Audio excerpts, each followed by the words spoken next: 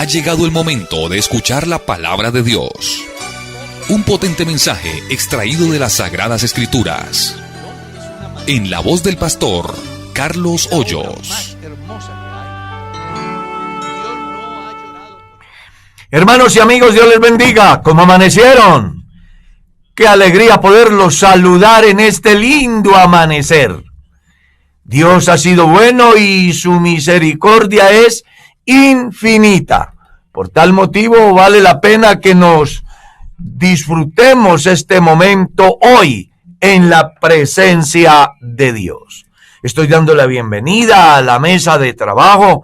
Hermano Ezequiel, Dios le bendiga. Gracias por estar siempre ahí. A Carlos Fernando, por estar ahí también pendiente de qué falla se pueda presentar en la transmisión. Y bueno, estoy también con el pastor Darwin. Pastor, Dios lo bendiga. ¿Cómo le acabo de ir? Dios le bendiga, hermano Carlos, y Dios le bendiga a toda la audiencia de Ver Radio. Un saludo a la hermana Mercedes, a Carlitos, al hermano Ezequiel en esta mañana. Me acabo de ir muy bien, muy contento, muy feliz de estar en esta mañana nuevamente aquí con el programa Pregunte Usted. Es un programa que despierta interés. Sí, muchísima gente hace preguntas. Ya tenemos cualquier cantidad de preguntas y seguramente que llegarán en el desarrollo del programa. Pero no se preocupen que entre tanto que hay vida, hay esperanza. Y hasta ahora estamos con muy buena salud y de muy buen comer y además hay que darles. Entonces no se preocupen, seguiremos aquí en esta importante misión y si no podemos resolver su inquietud hoy, en los días venideros, si Dios nos da vida, estaremos dando respuesta a sus inquietudes. Mi estimada hermana Mercedita, Dios la bendiga. ¿Cómo le acabo de ir? Amén, pastor. Muy bien, gracias a Dios. Saludos para todos en el nombre del Señor Jesucristo. Muy contenta de poder llegar hasta ustedes con su programa Pregunte Usted. Ojalá que las personas alcancen a entender que lo que buscamos con esto es sencillamente servir de algo en la orientación, en el crecimiento de la vida del creyente en relación a su fe. Pero como dijimos, ya hay preguntas. Y vámonos con la primera, hermana Mercedes. Bastantes preguntas, pastor. Preguntan, ¿es válido, pastor, uno ayunar estando trabajando? Bueno, esa respuesta, pues, yo tendría que decir que sería como muy subjetiva, porque las circunstancias de todos no es la misma. Pero, en lo posible, se debe de tener en cuenta lo que Jesús dijo. Nadie puede servir a dos señores. Se le sirve al trabajo o se le sirve en ese campo de fe a lo que representa Dios en el momento de luto del penitente, porque el ayuno siempre fue una expresión de luto en el orden bíblico. Las personas nunca ayunaban por ayunar, las personas ayunaban siempre por una causa y en su mayoría, por no decir todos, estaban relacionados con la muerte de un líder, la tragedia de una nación, como lo muestra el libro de Esther, por ejemplo, como hizo el pueblo con la muerte de Moisés, con la muerte de David. Jesús hizo incluso una muy interesante enseñanza relacionada al ayuno, cuando vienen y le dicen a Jesús, ¿por qué tus discípulos no ayunan como los fariseos y los discípulos de Juan? Y la respuesta de Jesús fue bien interesante. ¿La recuerdas? ¿Pueden estar de luto los que están de boda? Pero el día que les sea quitado, el Señor dice, entonces ellos ayunarán. ¿Qué dijo Jesús? No habían razones para que los discípulos estuvieran en ayuno porque estaban acompañados con su dueño, con su amo, con su Señor. Ya no había motivo para estar de luto. Pero cuando Él fuese quitado de la tierra, ascendiera, ellos ayunarían. y punto seguido uno descubre que se van para el aposento alto y permanecen allí 10 días. Supongo que no trasladaron la cocina para allá. Pienso que ellos sacaron esos 10 días para estar en la presencia de Dios y esperar la promesa que Él ya les había dicho que les enviaría. Puede ser que en algunas circunstancias que yo desconozca, el creyente diga, venga, voy a aprovechar este momento que estoy laborando aquí solo y voy a también a abstenerme de alimento y mientras trabajo oro, yo qué sé. Pero lo recomendable y lo bíblico es que las personas saquen su tiempo para ayunar. Pero quisiera hacer una pregunta alrededor de eso, hermano Carlos. ¿Cuál es en esencia el objetivo del ayuno? Y yo le hago mi planteamiento. Yo había alguna vez leído acerca del objetivo del ayuno era abstenerse de algo que para uno pues era importante, como para que en consecuencia de la abstención de esto ejerciera uno dominio sobre sus gustos o sus apetitos y ese tiempo dedicarlo a la oración. ¿A qué voy? Nosotros no lo practicamos, pero uno observa que hay gente que le cuenta a uno en algunos lugares como estoy haciendo un ayuno de redes sociales, por ejemplo, o un ayuno de ver televisión, o sea, se abstienen de ciertas cosas. O un ayuno de sexo. Por ejemplo. Bueno, esos son pensamientos que escapan a la realidad bíblica. Porque si usted lee la Biblia, el ayuno hay dos maneras de mirarlo.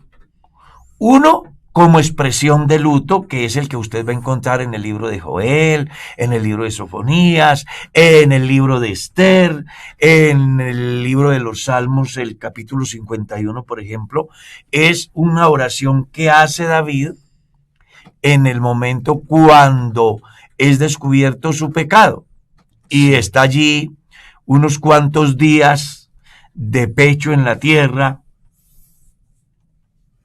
clamando por la vida inclusive del fruto de su pecado. Otra cosa es el ayuno que las personas hacen como sacrificio. Y otra cosa es el ayuno que Dios demanda. Entonces vamos por partes. Una cosa es el ayuno resultado de una tragedia. El pueblo de Israel va a desaparecer, el pueblo judío, en el tiempo de Amán. ¿Qué es lo que hace Mardoqueo y Esther?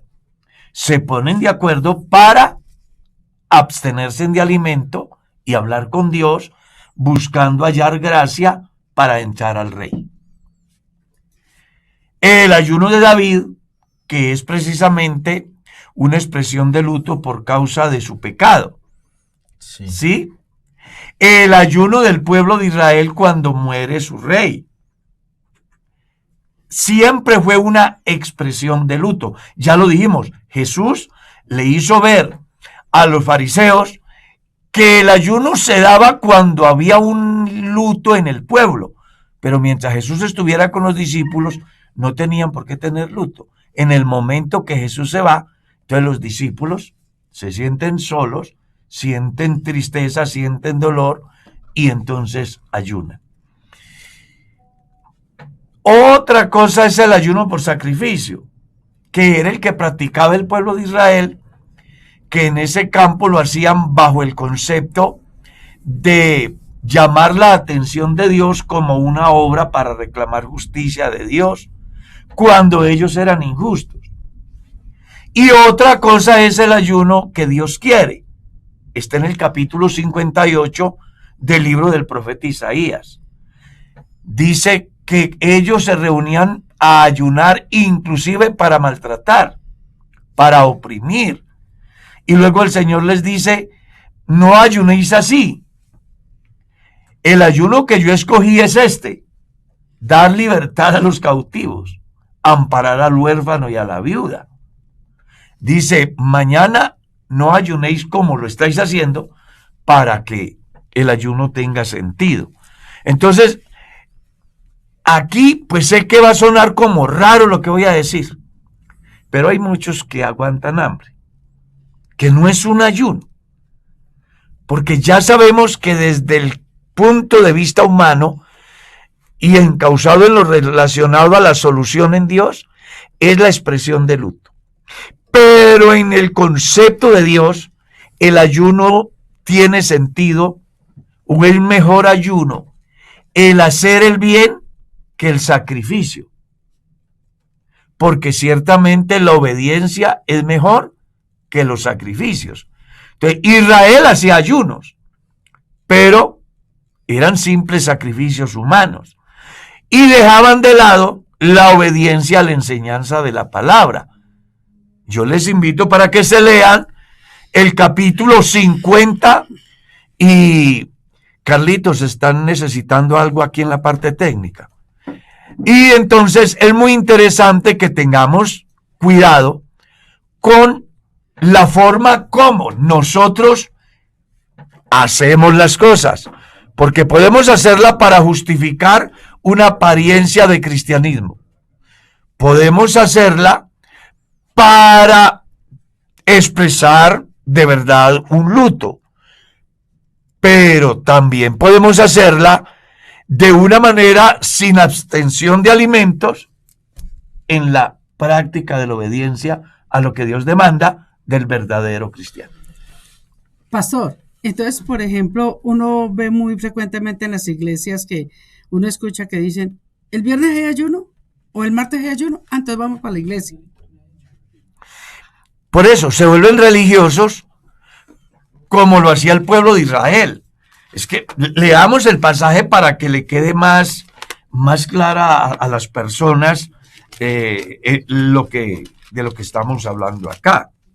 Mire, ayuno bueno y ayuno malo. O sea, hay dos maneras de ayunar. Clama a voz en cuello, no te detengas. Estoy leyendo el capítulo 58 del libro del profeta Isaías. Alza voz como trompeta y anuncia a mi pueblo su rebelión y a la casa de Jacob su pecado. O sea, el profeta está ¿para qué?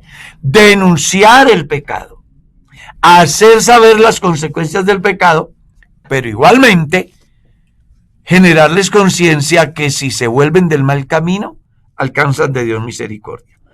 Y les dice que buscan cada día, que me buscan cada día y quieren saber mis caminos como gente que hubiese hecho justicia y que no hubiesen dejado la ley de su Dios.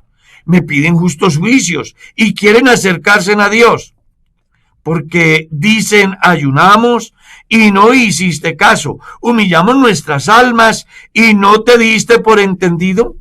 He aquí que en el día de vuestro ayuno buscáis vuestro propio gusto y oprimís a todos vuestros trabajadores. He aquí que para contienda y debates ayunáis y para herir con el puño inicuamente. No ayunéis como hoy, para que vuestra voz sea oída en lo alto. Y les dice entonces cuál es el ayuno bueno, porque hasta ahí va el ayuno malo. Es el que yo ayuno para contender, yo ayuno para que Dios me apruebe la agresión contra mi prójimo y yo le gane. Yo ayuno para que yo tenga el carácter suficiente para explotar al pobre. Entonces Dios dice, no ayunen así, porque ese ayuno, aunque ustedes crean que están haciendo bien, no está bien. Miren el ayuno, dice Dios. Es tal el ayuno que yo escogí. ¿Cuál? Que de día aflige el hombre su alma, incline su cabeza como junco y haga cama de silicio y de ceniza. ¿Llamaréis esto ayuno y día agradable a Jehová? Entonces viene la respuesta de Dios acerca de cuál es el verdadero ayuno. No es más bien el ayuno que yo escogí. ¿Y qué era? No era abstenerse de alimento, era desatar las ligaduras de impiedad, soltar las cargas de opresión y dejar libre a los quebrantados y que rompáis todo yugo. ¿no es que partas tu pan con el hambriento y a los pobres errantes albergues en casa, que cuando veas al desnudo lo cubras y no te escondas de tu hermano? Aquí está planteado el ayuno bueno y el ayuno malo. ¿Cuál era el ayuno malo? Aunque ayunaban y lo hacían supuestamente delante de Dios. Bueno, ese que tenía apariencia, pero no acción. ¿Está claro? ¿Por qué era aparente? Porque la gente doblaba su cabeza, porque la gente se echaba ceniza, porque la gente utilizaba una vestimenta que reflejaba un luto. Sin embargo, la acción de ellos decía lo contrario. Oprimían, esclavizaban, miraban al hambriento y no compartían con él, al errante y no lo albergaban, a las personas que estaban con ataduras de maldad y los dejaban en esa condición. Entonces dice, mañana no ayunen como han estado ayunando. Más bien, el ayuno que yo escogí es, dejen libre al cautivo, hagan justicia, compartan el pan, vistan al desnudo, alberguen al peregrino, porque es que en Dios no son las apariencias, son las acciones. Jesús dio una enseñanza bien interesante. No todo el que me diga Señor, Señor. ¿Para qué me llamáis Señor, Señor y no hacéis lo que yo mando? Hay cualquier cantidad de personas que aparentan, de los cuales Jesús, en el capítulo 23 del Evangelio según San Mateo, los llama sepulcros blanqueados. Eran aparentes, pero por dentro estaban llenos de huesos de difuntos, dice él, haciendo alusión a las injusticias que ellos practicaban. Y es más, exhortó a los discípulos y les dijo, en la cátedra de Moisés se sientan los escribas y los fariseos, así que todo lo que ellos digan que hagan, háganlo, pero no como ellos, porque ellos dicen y no hacen, y con Dios es haciendo y no diciendo. Por eso me apasiona el libro de Hechos. No dice dichos, sino hechos de los apóstoles. Amén. Hermano Carlos, acá hay una pregunta acá en Facebook. Le iba a decir, Dios le bendiga, Pastor Carlos y hermana Mercedes. Mi pregunta es, en San Marcos capítulo 13, versículo 20, habla de unos escogidos. ¿Cuáles serán esos escogidos? Y segunda pregunta, ¿cómo puedo saber yo que soy escogido? Esa respuesta la encuentra en Efesios capítulo 1. Todos los seres humanos fuimos escogidos desde antes de la fundación del mundo y predestinados para ser hijos suyos, según el afecto de su voluntad. Según Romanos capítulo 8, encontramos que a los que Dios conoce, Dios los predestina. Y a los que predestina, Dios los llama. Y dependiendo de la atención del llamado, se cumple lo del Evangelio según San Marcos. ¿Está claro? No sé si me hice entender. ¿Por qué? Porque la escogencia de la cual hace mención Marcos, que es muchos son los llamados y pocos los escogidos, está relacionado precisamente con que Dios llama a todos, pero la decisión mía es la que hace que yo sea escogido o que no lo sea. Jesús en San Marcos capítulo 16 da la forma como se hace posible la escogencia para salvación. ¿Cómo comienza? A los que antes conoció, los predestinó. Y a los que predestinó, los llamó. La pregunta es, ¿a quién no conoce Dios? La respuesta es, conoce a todos. Y si conoce a todos, ¿a cuántos predestinó? Pues a los que conoció. ¿A cuántos? A todos. A todos. Y a esos que conoció, que son todos, y a esos que predestinó, que son todos, a esos también llamó. ¿Cómo? Vayan por todo el mundo y prediquen el evangelio a toda criatura. El que crea el evangelio y se bautice será salvo. El que no crea será condenado. Entonces ahí es donde se va a dar el cumplimiento del evangelista Marcos, en el sentido de que son llamados, pero solo unos son escogidos. ¿Por qué? ¿Porque Dios dijo que este se salve y este se condene? No, porque el llamado es para todos, pero Dios respeta la decisión del individuo. Y una muy grande sustentación bíblica es la que puedo hacer ahora. La voluntad de Dios es que todos los hombres sean salvos. La gracia de Dios se ha manifestado para salvación a todos los hombres. ¿Está claro? Dios no quiere la muerte del pecador, sino que el pecador se arrepienta y viva. Yo estoy a la puerta y llamo, porque Dios no envió a su Hijo al mundo para condenar al mundo, porque Él es la propiciación por nuestros pecados, y no solamente por los nuestros, sino por los de todo el mundo. Entonces, ¿por qué se pierde la gente? Porque la gente, al escuchar el evangelio y al escuchar la oferta del mal, deciden por el mal. Esta es la condenación, que la luz vino al mundo, pero los hombres amaron más las tinieblas que la luz, porque sus obras eran malas. Entonces aquí, ¿cómo me doy cuenta que soy escogido?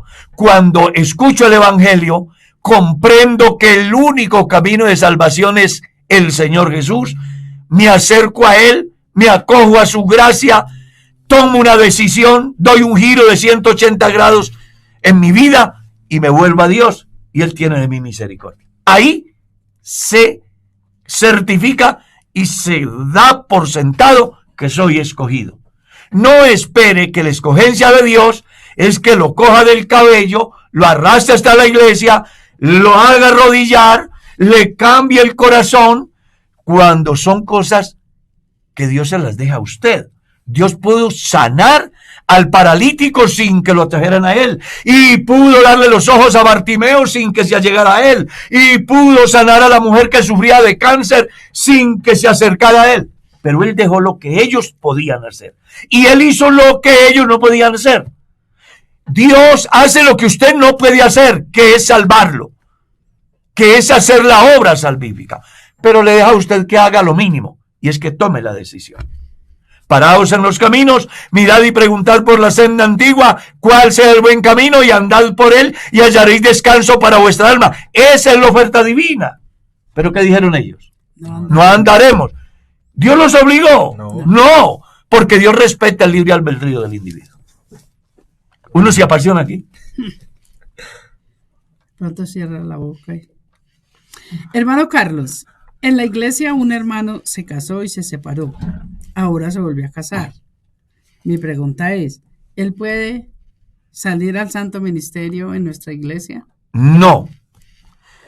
El reglamento de la Iglesia Pentecostal Unida de Colombia, de la cual yo me siento muy honrado de ser ministro, y es un reglamento que aprobó el pastorado, dice que ninguno que sea divorciado puede ser pastor, excepto excepciones. ¿Cuáles son las excepciones?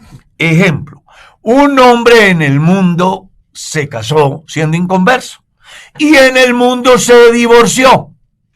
Después viene a Cristo y recibe a Jesucristo. La iglesia cree que por ese hecho su pasado no es tenido en cuenta, y al llegar a la iglesia podrá enamorarse y casarse, y después de un estudio muy minucioso que hace el tribunal eclesiástico en segunda instancia, definen el futuro de ese individuo en esa área que pretende alcanzar. Y con respecto al creyente que, siendo creyente, se casó en la iglesia y luego se divorció y luego se vuelve a casar, hay dos aspectos que hay que mirar. Uno, si al divorciarse, ya habiendo sido ya creyente y casado con una mujer creyente, él se sometió al proceso ante el tribunal eclesiástico, dependiendo del concepto que emite el tribunal eclesiástico, así se le definirán sus derechos eclesiales. Me hago entender. El señor Pepito, siendo cristiano, se casó con la señora Lola, y por alguna circunstancia en la vida se ha presentado una ruptura en esa relación, y al final toman la decisión de divorciarse. Antes de divorciarse, Pepito debe de acudir al tribunal eclesiástico exponiendo el por qué quiere divorciarse. El tribunal eclesiástico hará el estudio y hará la pertinente investigación, y la red de familia, que es un departamento que está ligado al tribunal eclesiástico, buscará los mecanismos, las estrategias, las orientaciones habidas y por haber con el fin de que ese matrimonio no se disuelva. Si después de ese proceso que se da a través de la red de familia y lo que hace el tribunal eclesiástico se ve que el problema no tiene solución, entonces el tribunal eclesiástico emitirá un concepto que solo se da en dos sentidos: positivo o negativo. Jamás será neutro. Es decir, fallará a favor o en contra. Dará un concepto favorable o desfavorable. Entonces, si a la persona le sale el fallo o el concepto desfavorable, él podrá ser miembro de la iglesia, pero no podrá, escuche bien, volverse a casar con ceremonia en la iglesia, porque su fallo, su concepto salió desfavorable. Podrá servir al Señor, sí, siempre y cuando él siga solo. El día que él se case, pierde sus derechos eclesiales. ¿Está claro? Pero si el concepto le sale favorable, podrá enamorarse, y la iglesia, a través de las autoridades competentes, dirán que el pastor tiene el deber de hacerle ceremonia, y ese creyente no perderá ninguno de sus derechos eclesiales. Pero en ninguna manera podrá ser pastor. Podrá servir en la iglesia en cargos inclusive de diácono, líder de evangelismo, de misiones, escuela dominical, yo qué sé, pero no podrá ser pastor. ¿Está claro? En ninguna manera podrá ser pastor. Bueno. Hermano Carlos, ¿puede un pastor presentar niños de personas inconversas? Todo me es lícito, pero no todo conviene. La pregunta es, ¿le puede usted demandar a los padres del bebé la educación cristiana? Aclaro, hay muchos pastores que lo hacen, lo cual yo respeto. Pero si me preguntan a mí que yo lo hago, nunca lo he hecho y difícilmente lo haré. ¿Por qué? Porque yo pienso que cuando uno va a presentar un niño a Dios, debe de exigirle a los padres de familia la responsabilidad que tienen con el bebé. Y yo no puedo exigirle a una pareja que vive en adulterio que eduquen a su hijo bien, a una persona que vive en parrandas que edifiquen a su hijo en la fe, a una pareja que vive bajo los expendios y bajo el consumo de alucinógenos, a que encaucen a su hijo por el buen camino, porque ellos no tienen autoridad moral para hacerlo. 2. En una reciente reunión que tuvimos en el distrito, escuché a una de las autoridades de la iglesia decir que no era recomendable presentar niños de personas no convertidas por la coyuntura que se está dando con relación al progresismo que impreso lleva la ideología de género.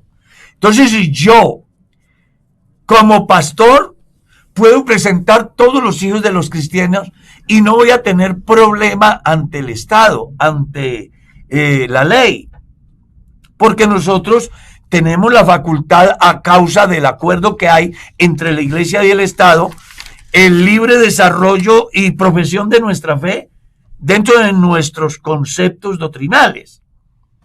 Entonces yo no tengo problema, pero si yo presento un niño de una pareja que no es convertida y mañana viene una pareja homogénea a que le presentemos un hijo y yo no lo hago, entonces van a decir que estoy ¿qué? Violando derecho a la igualdad. Exactamente. Entonces habrán demandas y problemas.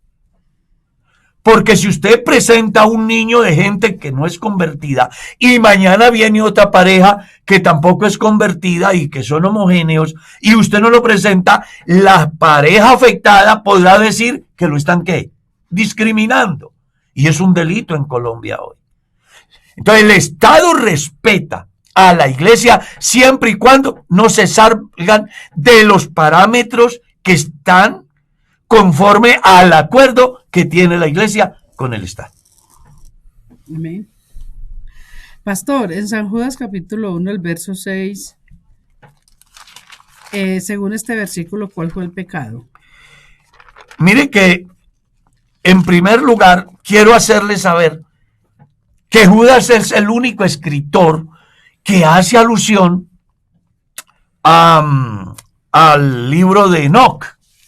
¿Lo recuerdas?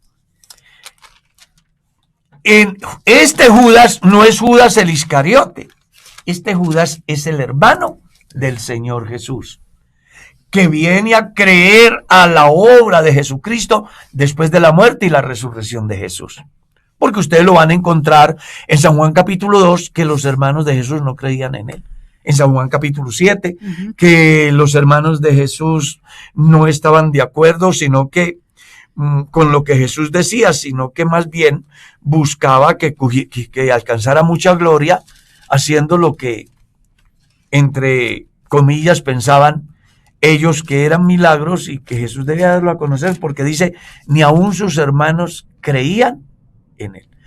Entre ellos estaba Judas, según San Mateo capítulo 13, versos 53 en adelante.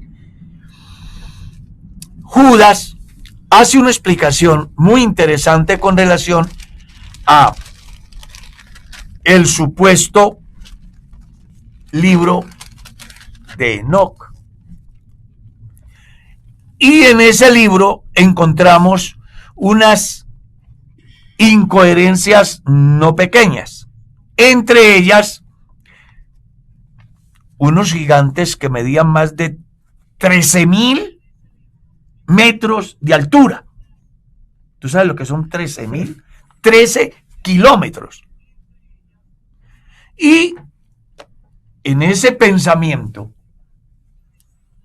pues se da el fenómeno que algunos han malinterpretado en varios aspectos y que yo quiero, pues, buscar la manera como de explicar.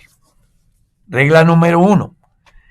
Hay quienes sostienen que esos gigantes fue el resultado de la unión de los ángeles con las hijas de los hombres, que es la corriente que manejan los señores testigos de Jehová y otras corrientes. Piensan que los ángeles se casaron con las hijas de los hombres según Génesis capítulo 5 y 6. Pero que en el orden bíblico no es procedente. Cuando a Jesús se le acercan y le preguntan para tentarle acerca de la resurrección, usted recordará, vinieron a Jesús los saduceos que no creen en ángeles ni en espíritus ni en la resurrección, y le echaron un cuento interesante.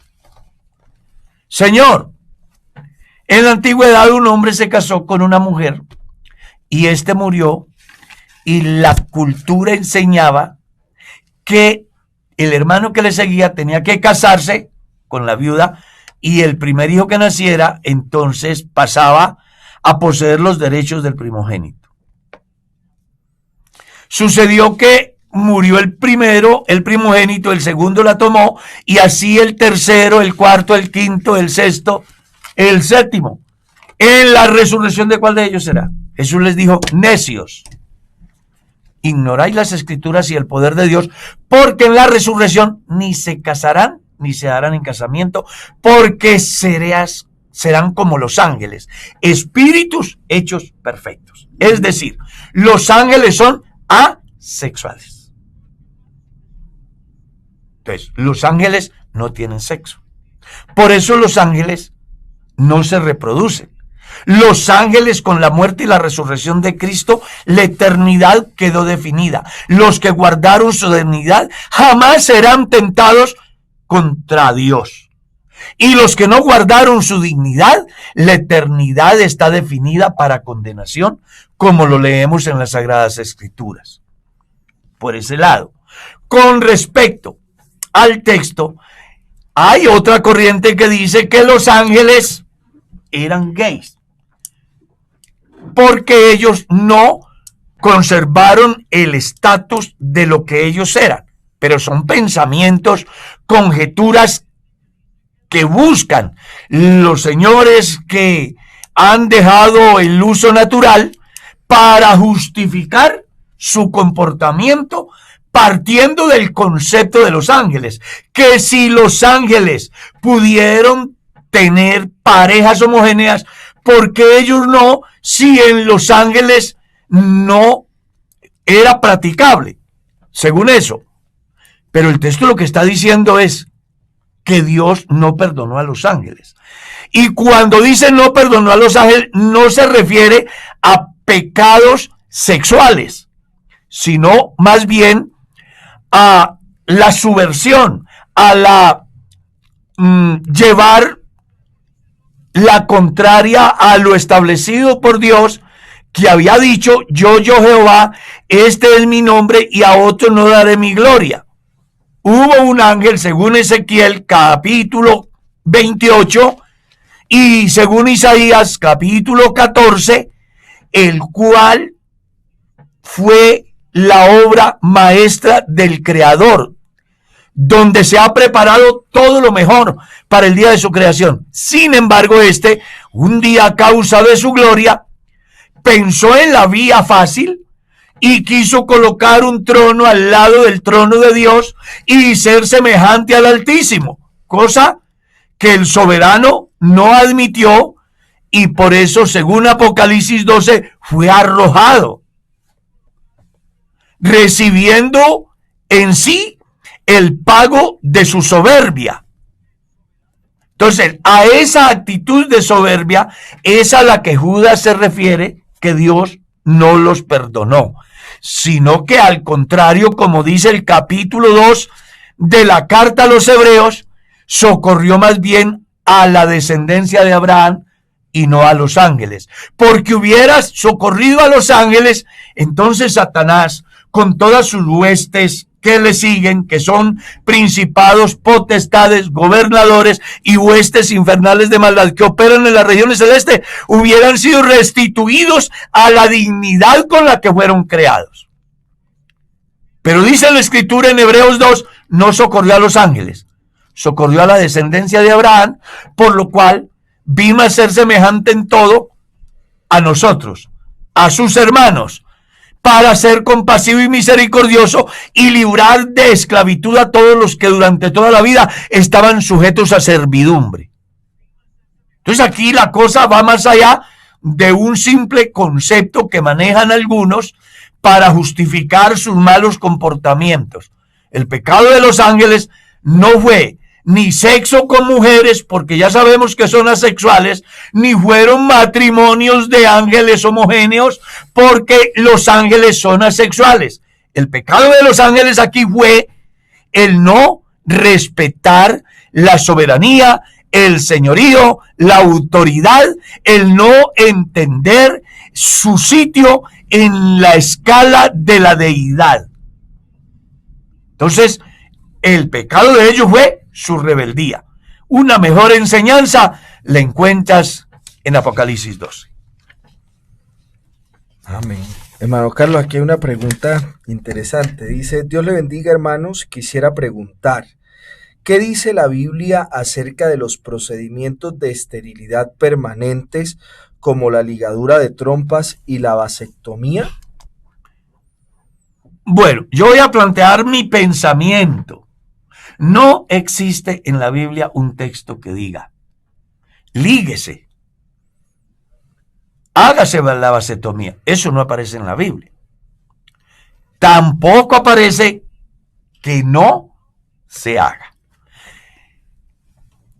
Algunos tienen un concepto equivocado acerca de la procreación. Entonces dicen, hay que tener todos los hijos que Dios me dé. Son contrarios a la planificación familiar. Y aprovecho la ocasión para traer a la memoria algo que pasó, recuerda, Merceditas, en la década del 80, cuando éramos pastores en Trujillo Valle. Había un hermano que era enemigo de la planificación. Condenaba a los que planificaban. Nosotros, como pastores, estuvimos en la lengua de este santo que iba para el cielo. ¿Ya? Cuestionaba porque no teníamos hijos por montones. Pero sucedió que un día se casó y al año le vino el primero y a los 2 años el segundo y paró. Entonces yo lo llamé. Venga, hermano Julano, ¿qué pasó? Que no hay más hijos. Digo, no, la situación está muy difícil para uno llenarse de Dios. Le dije, pero usted era uno de los que condenaba la planificación familiar. Entonces muchas veces las personas hacen juicio mirando desde afuera y no sintiéndolo desde adentro. Y eso va en todo. Entonces, según San Juan capítulo 1, que es muy importante que lo tengan en cuenta, aparecen 2 maneras de hijos. Unos que son hechos por voluntad de carne, de sangre y de varón. Ese que yo tengo cuando me acuesto con mi mujer. ¿Qué es mi voluntad? Eso, ¿no? Que utiliza el término voluntad. Claro. En ese caso, la decisión del individuo de querer determina el número de hijos que quiera tener. Y el otro hijo que es nacido por voluntad de Dios, que es a través del nuevo nacimiento por la obediencia al Evangelio. Entonces, hay 2 clases. Unos que nacen por voluntad de hombre y otros que nacen por voluntad de Dios. ¿Cuáles son los que nacen por voluntad de hombre? Los que Merceditas y yo procreamos. Porque en ella y yo está la potestad de decidir cuántos hijos vamos a tener y de qué manera los vamos a tener. Entonces, la familia de, yo qué sé, Aniceto se acaba de casar con Braulia y piensan de que no están en condiciones de tener muchos hijos y toman alternativas para evitar la multiplicación de muchos hijos. Yo le comento y aprovecho la oportunidad. Cuando Merceditas y yo nos casamos, a los 2 años teníamos 2 hijas. Y entonces dijimos, caramba, al paso que vamos, cuando tengamos 16 años de casado, vamos a tener 16 hijos como mi papá. Entonces fuimos a buscar ayuda a un profesional y nos orientó al respecto. Por eso tuvimos 2 hijas y a los 12 años volvimos a tener otros 2 hijos. Y si quisiéramos tener familia, todavía podemos tener familia. Para que vea. Si se vuelve a casar. Bueno, entonces con respecto a la... No sé si... ¿Qué le La pasa? hermana Mercedes acaba de decir que solo si se vuelve a casar. Cosa complicada, porque otra Mercedes no existe en el mundo. Tendría que volver a nacer. Pero entrando aquí al centro de la pregunta, hay muchos medios para planificar. De hecho, que antes de llegar aquí al Boyacá Real, yo siempre he dado una orientación con respecto a la planificación familiar a los que se van a casar. Aquí no será la excepción, pero lo voy a aprovechar al médico, que él tiene más conocimiento para orientar a la gente con respecto a ese campo. Pero voy a decir qué he hecho yo en esas conferencias. Primero, los pongo a investigar qué métodos de planificación familiar hay, cuál es su efectividad, cuál es la parte positiva y cuál es la parte negativa. Y al final la orientación es, infórmese en lo suficiente con su médico para que encuentren el mejor medio que no afecte la salud del uno ni del otro. Eso es lo que yo he hecho en mis conferencias para jóvenes que se quieren casar.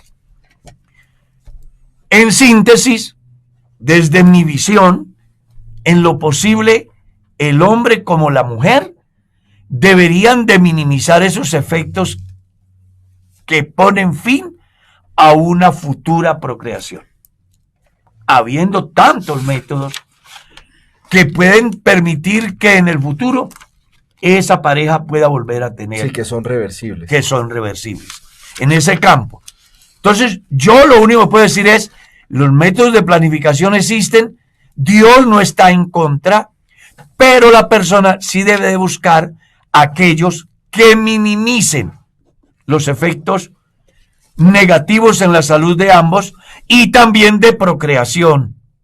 Pues uno ahora piensa de que tengo este hijo y ya, pero ¿quién le garantiza al joven de 25 años que engendró su hijo o a la señora que lo ha concebido y tiene 25 años que mañana parta él o parta ella y entonces mañana se enamore él o se enamore ella y quien quiere tomarla por esposa o por esposo quiera tener la pinta y han tomado una decisión con anterioridad que es irreversible y puede traerle problemas en el futuro? ¿Está claro? ¿Quién le garantiza a esa pareja que ese niño se les va a criar? Entonces, las personas que se casan y piensan en un proyecto llamado familia deben de medir los pasos antes de, porque yo estoy casado ahora, pero ¿quién me garantiza de que mañana estoy con mi esposa? A lo mejor ella está sola porque yo me fui, un accidente de tránsito, un accidente laboral, un paro, cualquier cosa pasó. Y esa mujer quedó bien joven. Mañana resulta que se enamora y el tipo quiere tener su hijo. Hace poco estaba tratando yo con una pareja que tiene una dificultad como esa, por ejemplo. Entonces, las parejas, antes de tomar una decisión definitiva con relación a la procreación, es necesario que se informen a través de gente que conozca del tema para que al tomar la decisión, mañana no les tome por sorpresa alguna situación. Ahora está el médico. Oriéntenos, pastor. No, pero pues creo que su respuesta ha sido concreta, contundente, no da lugar a dudas. Yo podría ahondar en el cómo son los métodos, pero esa no es la pregunta. Creo que usted la ha respondido a profundidad y estoy muy de acuerdo. Eso habla mucho de la capacidad de las parejas para planificar, ordenar, organizar. Desde antes de casarse. Claro. Mire, pastor, que yo di una conferencia que la llamé La Universidad para el Matrimonio. Y organicé por semestres qué le enseñaría a los novios hasta llegar al 10º semestre. Buscando con ello que quien se case no solamente piense en la luna, sino que piense en la sepultura también. Porque el desconocimiento de todo eso es lo que hace que las personas se casen y mañana abran los ojos y digan, ¿y a mí qué fue lo que me pasó? Pues aquí juega un papel muy importante la palabra que acaba de decir el pastor y médico. Planificar. Y planificar no se trata solamente de pensar que va a tener un hijo, sino todo el proceso de la estadía del hombre sobre la faz de la tierra en los diferentes aspectos.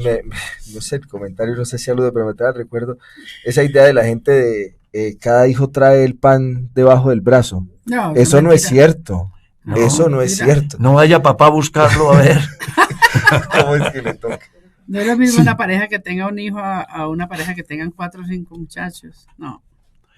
Entonces, pastor, a la persona que tiene la pregunta, sí, queremos decirle de que no vamos a influenciar para que no lo haga, tampoco le vamos a influenciar para que lo haga, más bien lo motivamos para que se informe a través de un profesional en la salud. Creo que es lo mejor, ¿no le parece? Sí, señor, eso es lo que hay una hermana que pregunta, si la Biblia dice que los hijos son herencia de Dios, pero yo no deseo tener hijos, ¿qué pasa? Está en su potestad. ¿Cierto? Es que son hijos a partir de, antes de no son hijos. Si usted no quiere tener hijos, pues simplemente no se deje embarazar, no se embarace, entonces no tiene hijos. Cuando la Biblia dice herencia de Jehová son los hijos, es porque ya son hijos. Que ya los están. Tiene. Claro. Si son un hecho. Claro. Pero si no tiene hijos, pues no hay problema.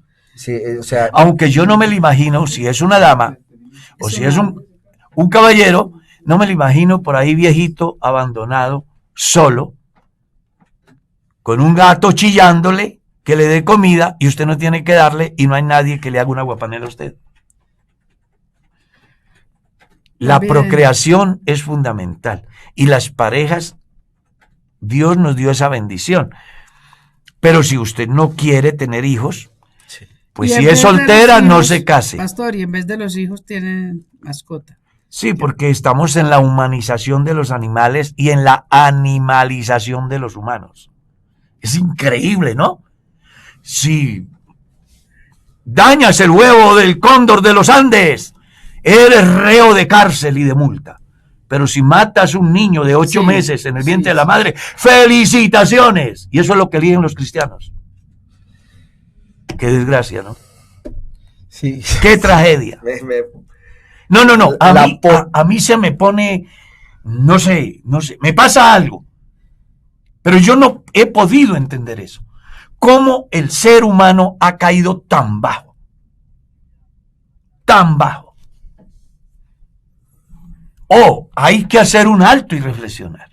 Pero pastor, diga que usted quería decir algo. No, que usted hace un planteamiento interesante y es sobre la potencialidad de los individuos que se aplica a conceptos como el aborto, por ejemplo, a la eutanasia, ¿sí? Entonces, aún el término de matrimonio, que es una discusión que se ha dado, pues proviene de la matriz, de la potencialidad que tienen estas parejas de procrear, de tener prole. Claro. Entonces, pero es una potencialidad, es decir, y que además es natural. Sí, cuando se aplica el término alrededor de que herencia son los hijos, es porque esa potencialidad ya se ha hecho efectiva y se tienen los hijos. Exactamente, son hijos cuando ya están. Antes de, no hay hijos. Por ejemplo, el pastor no tiene hijos. Entonces usted no tiene ningún problema en pensar que son herencia de Jehová, porque usted no los tiene. Pero cuando se case y tenga sus hijos, entonces ahí sí son herencia de Jehová. Así es. Otra pregunta, hermana Mercedes. Pastor, ¿cuál es la manera correcta de echar fuera a un demonio?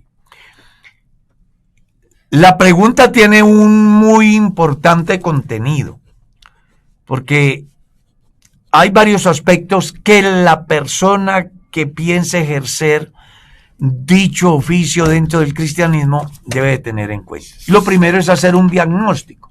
Así como el médico sienta al enfermo y le pregunta para luego buscar algo que coincida y a través del conocimiento recetar el medicamento que le ayude a minimizar o a superar el problema, así el pastor o el líder cristiano debe de sentarse a ver si la persona de verdad es endemoniada o no. Yo se lo digo por experiencia propia.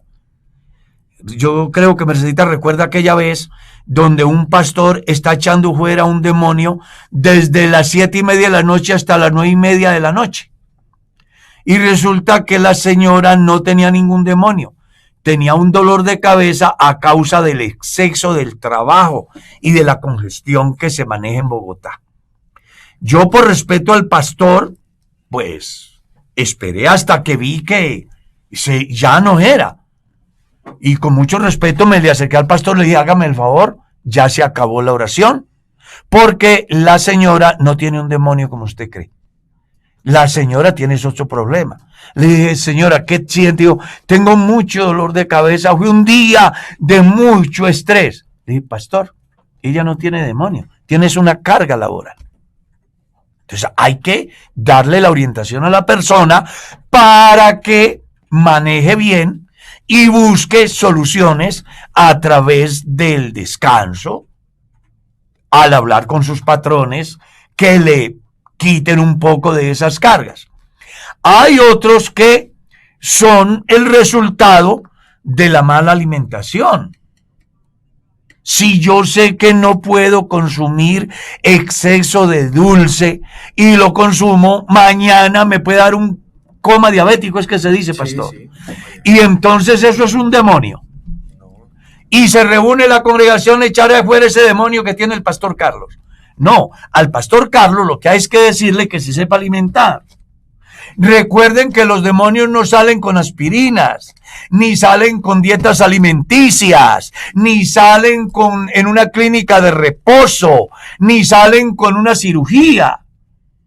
Entonces, todos aquellos males que aquejan a los seres humanos, el que va a orar tiene que saber por qué va a orar, qué es lo que lo lleva a hacer esa oración. No sea que resulte echando un demonio que no existe, dándole un lugar a Satanás que él no ha buscado y que además no se merece, ni tiene derecho en la vida de los cristianos. Entonces, la mejor manera de echar un demonio fuera es teniendo conocimiento de causa. Número 1, que de verdad sea un demonio. Número 2, que quien lo va a echar tenga la autoridad moral y espiritual y de conocimiento para hacerlo. Porque no todo el que diga yo te resisto, te echo fuera. Lea Hechos 19. Los exorcistas echaban fuera un demonio en el nombre de Jesús que predica Pablo, y los demonios le dijeron: a Jesús conocemos y sabemos quién es Pablo, pero ustedes quiénes son. ¿Qué le estaba diciendo el demonio a esos individuos? Venga, ustedes no tienen ni idea de lo que están haciendo, no tienen conocimiento, no tienen autoridad espiritual y tampoco autoridad moral. Ustedes no tienen nada que hacer así. Se han levantado los demonios contra ellos y los han hecho ir desnudos. Entonces, aquí es donde el cristiano, el pastor, el líder, tiene que tener conocimiento de lo que hace. Y cuando se echa un demonio afuera, es bueno que lo haga y se vaya. Si al pastor Darwin lo llaman porque hay una persona poseída, ya él sabe desde acá cuál es la diferencia entre una posesión demoníaca y una mala dieta alimenticia o un mal ejercicio del tiempo. Trabaja 23 horas y descansa una porque su filosofía es ganar y ganar y ganar, y entonces el cuerpo se deteriora y mañana se deschapeta. Entonces no es un demonio, es exceso. Entonces el médico, el pastor, tendrá que orientarlo al respecto.